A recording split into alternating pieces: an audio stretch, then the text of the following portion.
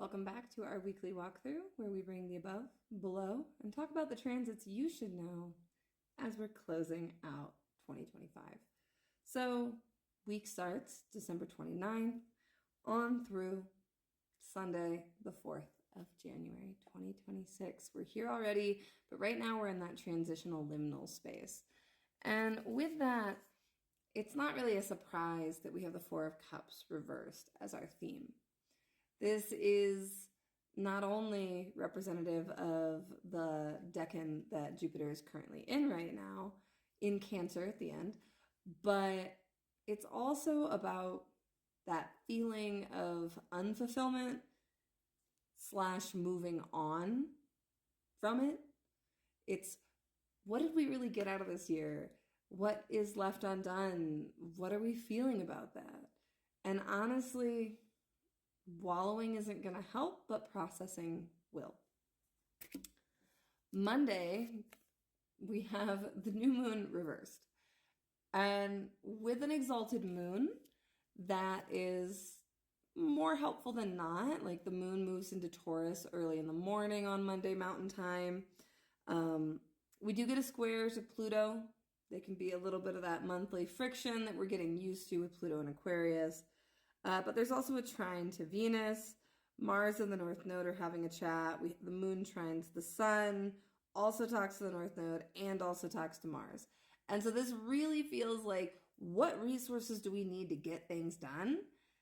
But it's not about starting new things. Like, we really are finishing. Like, don't feel weird if Monday feels weird.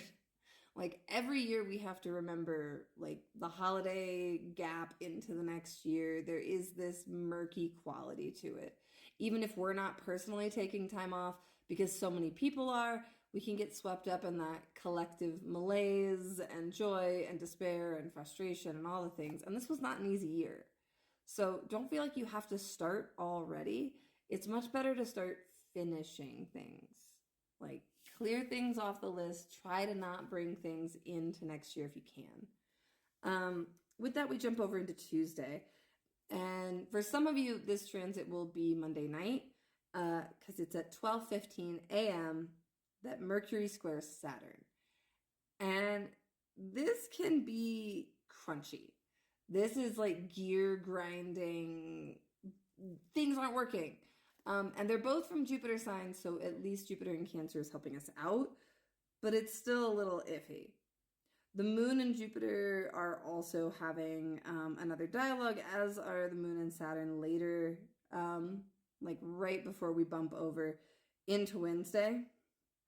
And we also end up with a traditional void of course moon. So the traditional Hellenistic void of course moon does not take into consideration any aspects to planets after Saturn. So while Wednesday we do have some lunar aspects to the outers, that's it. Like, the moon doesn't make another aspect to a traditional planet until Friday. So that just increases the liminality and kind of the weirdness, this feeling of being adrift. This, again, is not a good week to start things. It will be hard for them to come to fruition if you do. But on Tuesday, what we're cooking with is the Queen of Wands reversed, and this is our particular, from the Black Tarot, gothic, flamey, kind of smoldery and broody, and also the Nine of Pentacles. And so when we are feeling uninspired, when we're feeling irritable and angry, it's important to go back to our, like, the garden of our life. And you've heard me say this before, like with the Nine of Pentacles, but it's about walking through it. It's about processing the fruits of our labors and really looking at what we've already done. And how can that nourish and restore us now? So Tuesday's a good day for that evaluation. On Wednesday, we do have the moon conjunct Uranus and in dialogue with Neptune before moving into Gemini and trining Pluto. And then we'll have the moon at the bendings of the nodes, giving it a good square before midnight on Wednesday. This gives us the magpie reversed. And with this, I want you to be careful, especially with the moon moving into Gemini and at the bendings, of what you are picking up and what you are buying. And I don't just mean object-wise, I mean stories. Like, what are you carrying and what are you pursuing right now? And are you sure that that's the right call? Like, there's an impulsive uncertainty to Wednesday that's unanchored. Like, we're only out with the outers. It's kind of like we're swept up in the collective field and not really paying attention to the more concrete aspects that we get with Saturn inward. And so I want you to be careful and really scrutinize things on Mercury's day, especially because Mercury is still in detriment in Sagittarius. From there, we move over to Thursday. Happy New Year! And like that's New Year's Eve on Wednesday, so scrutiny may be a little bit harder, but try your best. We get the Sun in dialogue with the nodes, then Mercury squares Neptune, which feels like another indication to not party too hard on Wednesday. And then Mercury jumps over into Capricorn, out of detriment, and into the herd of goats we have building. Moon talks to Chiron, Venus talks to the North Node, and it feels like a recalibration day. And we have the Three of Magpies reversed and the Three of Swords reversed. And so this, particularly with Venus, Mars, the Sun, and Mercury all in Capricorn, this can be some grief about being let down by those we love. This can be about that heartache and making a commitment to move forward without relying on the people who consistently let us down. Like, the first gives us a choice.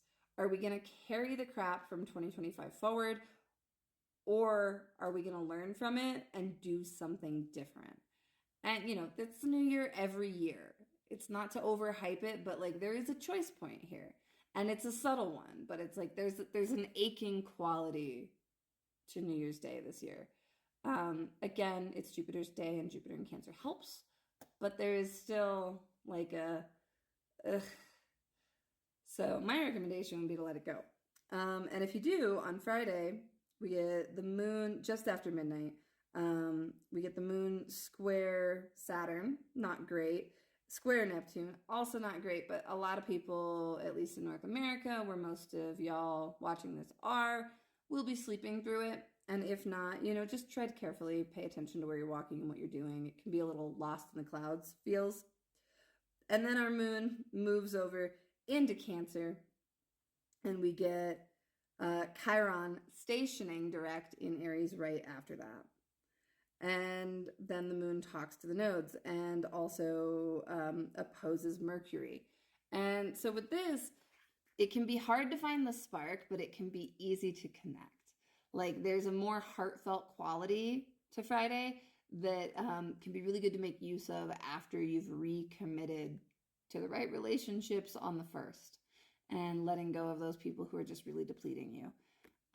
So instead, come back into partnership with the ones who matter most. Then we get our big dramatic full moon. The moon opposes Venus at 4:40 a.m. before going full at just about 3 a.m. With its opposition to the Capricorn sun, and then opposes Mars, conjuncts Jupiter, and squares Chiron. There is no spoon.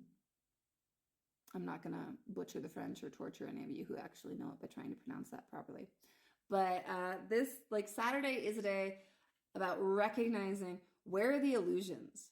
Where are the things where we wanted something and got something else? Like, what is it that we really just need to be like, nah, I see this clearly and I'm done buying into what is not true.